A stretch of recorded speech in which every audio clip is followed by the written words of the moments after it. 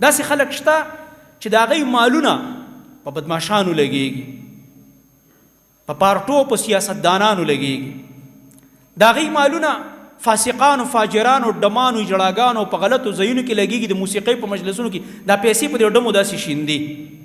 او ډېر زموږ هغه ورونه، دا زه د درد نه ویم چې موږ پې خفه کېږو، زموږ ورونه دي چې هغه په دوبۍ او په سعودي او په بار ملکونو کې ناست دي. نو ته خو د ښې ورځې نه زما وروره بار نه یې تلی که نه، د بدې ورځې نه تلی چې ستا دلته حالات ښه وي، تا څه کول هلته بار ملک کې؟ خو دلته د حالات خراب و ځکه لاړې. او هلته یو ډمه هغې له ټیکټ کوي او غواړي او ویزې وله کوي، په شریکه کسان راغونډ شي، او بیا هغې له په یو حال کې هغې وله ارینج کړی په کرایه، او د هغه ځای کرایه نه ډېرې غټې غټې کرایه نه، او بیا په هغې هلته چې دی هغې له هم پیسې راغونډوي چې دا حال هم ورله بوک کړی، بیا پې هلته پیسې شیندي. واه واه، ریالونه پې شینده او درهم یې پې شینده په ډمه باندې. دلته ورته ښځه ټلیفونونه کوي غریبه، کور کې ټوخېږم، سینه مې خرابه ده، ماشومان بیماران دي، پلار په تکلیف کې، مور یې په تکلیف کې. زه یاره موږ په سالي ده، تاسو په سالي بل کار هم نشته دی، پیسې دي او پیسې دي، تاسو ته نه خبرې چې زه په څه طریقه ګټم، او ما ته پته ده وروره ډېر په تکلیف یې ګټې، دا خبره دې منم. خو دا چې چا باندې حق دی دې سره دې دا رویه ده، او چې حکم درله ایمان او دنیا او دین دواړه تباه او برباد کوي، په هغې داسې شیندې نوي نوي لوټونه پې شیندې. تا نه به الله له دې تپوس نه کوي.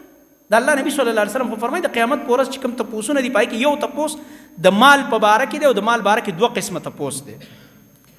رسول الله صلی الله علیه وسلم فرمایي د نه به تپوس کېږي چې دا مال چې دی دا دې ګټلی په کومه طریقه دی. اول خو دا وښایه کاروبار دی حلالو که حرام، او دویم دا د بیا دې لګولی په څه کې دی. اول ته دا تپوس کېږي چې ګټلی دی څنګه دی، دویم دا ده چې دا دې لګولی په څه کې دی. زه وایم چې صرف نورې کاتې په ځای پرېږده، صرف دا یو کاته را پسې قیامت په ورځ راکولاوه شوه، نورې خبرې خو لا ډېرې زیاتې قیسې دي. الله رب العالمین دې موږ سره د اسانۍ معامله وکړي. صرف دا یو کاته والله که په دې کې موږ پاس شو، دا یو زموږ د ګرفتارۍ دپاره دا یو سوال ډېر دی. شابه د مال کاته دی ښایه ګټلی دی په څه طریقه دی او لګولی دی په څه کې دی. واه واه واه. او چې لګولو کیس کولاو شي او وکتلی شي په عملنامه کې ټول په حرامو په ګناهونو په جرمونو کې دا مالونه لګېدلي دي، والعیاذ بالله. زما محترم ورونو، الله رب العالمین فرمایي دا د شیطان سره ورورولي کوي. ان المبذرین کانوا اخوان الشیاطین، دا چې بې ځایه او په غلطو ځایونو کې مالونه لګوي دا د شیطانانو ورونه دي. موږ داسې کسانو نه خبر یو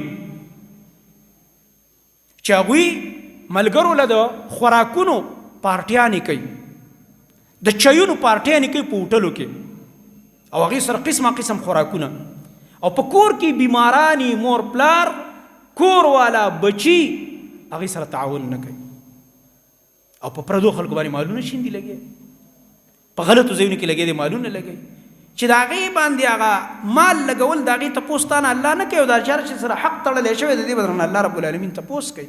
او هغه ته چې په چا لګي هغه محتاج هم نه دی دې ته، موړ دی په مړو باندې مالونه لګي، هغه چا باندې ولګو چې محتاج دی ورته ضرورتمند دی. د الله نبی صلی الله علیه وسلم چې کوم فقرا او محتاج خلک ذکر کړي دي،